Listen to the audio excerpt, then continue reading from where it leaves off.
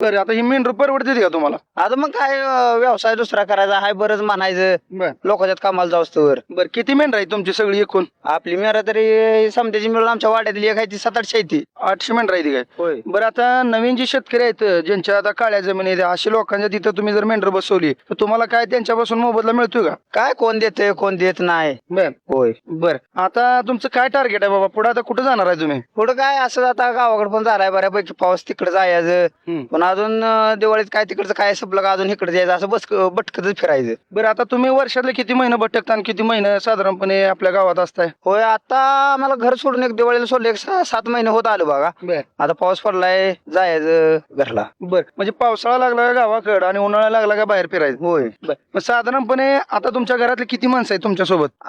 2 जण आहे. कोण कोण आहे? आमची मालकीण आणि मी आहे. बर मग आता ही सुरुवातीपासून तुम्ही हीच धंदा करताय का आता तुमच्या वडिलापासून करताय? नाही आता मी निम्यातनं करायला लागलोय. आधी दुसरं उद्योग करत होतो. अगोदर काय करत होता?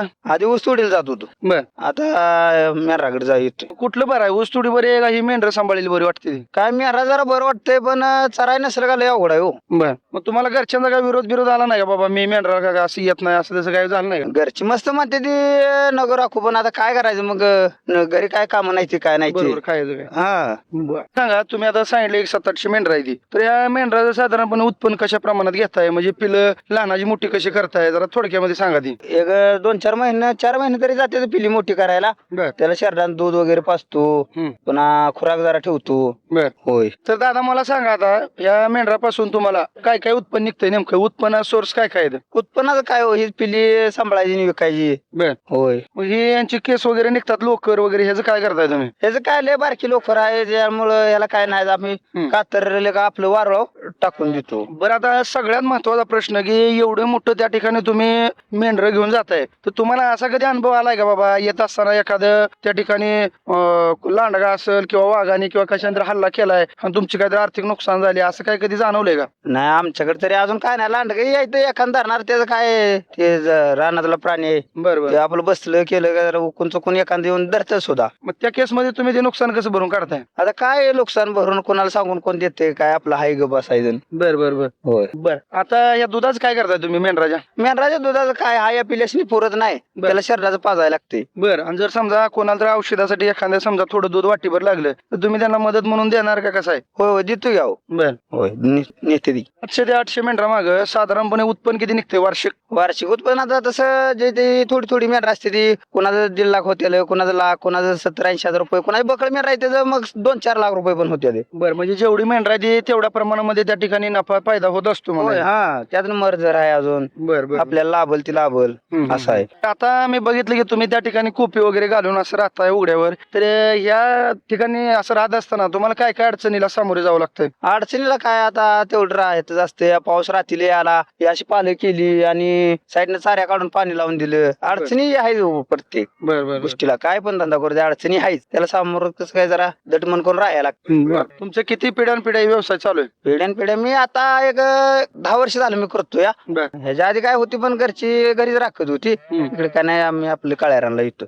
आता तुम्ही निघाल्यापासून कुठं कुठं कसं फिरते म्हणजे कसं फिरलाय तुम्ही? आम्ही असं खाली उस्मानाबाद पर्यंत गेलो. बर उस्मानाबाद वरनं वैरागवरनं असं काशीगावला आलो बागा छाटाला तिथे 1-2-3 महिने काढलं थोडाफार पाऊस पडला मग इकडे वाडेगावला हे सांगोलगंड असंच फिरतोय बारकी शिरभावी गाव आलोय बा. बरं आता तुम्ही इकडे आलाय मेंढरा सोबत बरोबर आहे का? तर तुमच्या गावाकडची घरी कोण कोण असतंय आणि घरची परिस्थिती काय आहे तुमची? आमचं घरी बारक एक पोरगा आहे भाऊ वहिनी तीन म्हणजे घरची आहे ती आई वडील आहे ते. होय वडील नाहीत आहे ते.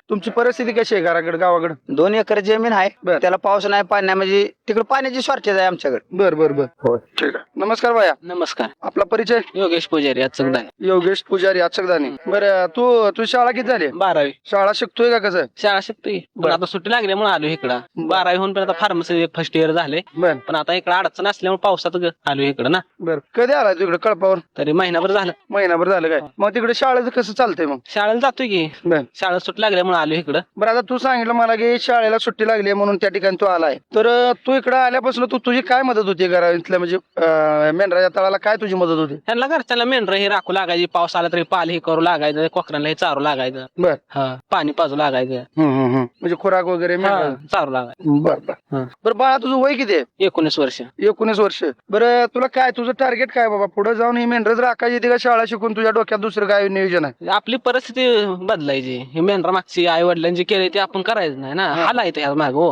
हालायचं. हा बरोबर काय काय हाल होते नेमकं जरा थोडक्यात आता सांग. पाऊस आल्यावर चिखला पाण्याची आपदा एखाद्या शेतकऱ्या रानात मेंढरा सोडली तर त्यानं हाणायचं आपल्याला शिव्या द्यायच्या. मेंढराला पाणी नसतंय मेंढराला पाणी शेंदून काढावं लागतं. कष्ट आहे हो ह्याच्या माग.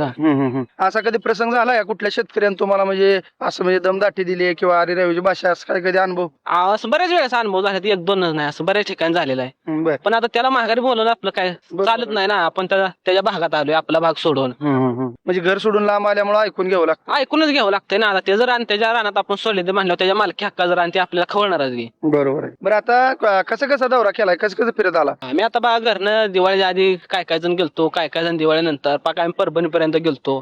तिथनं आता माघारी आलो. आता पाऊस पडेल असा घराकडे आता पावसाचा संभ्रम बघून जायला असं. बरं मग आता तू इकडे मेंढराकडे आलाय मग तुला शाळेची आवड आहे का नेमकी? हाय की शाळेची आवड आहे की. आता शाळा चालू झाल्यावर हे जायचं की. पण आता घरी बसून तर काय तेवढीच घरच्यांना मदत झाली पाहिजे ना. म्हणजे परिस्थिती हालाकीची असल्यामुळे या गोष्टीला सामोरे जावं लागतं. सामोरं जावं लागतंय ना. बरं तुझं टार्गेट काय तुला काय बनायचंय बाबा तुझं म्हणजे ध्येय काय?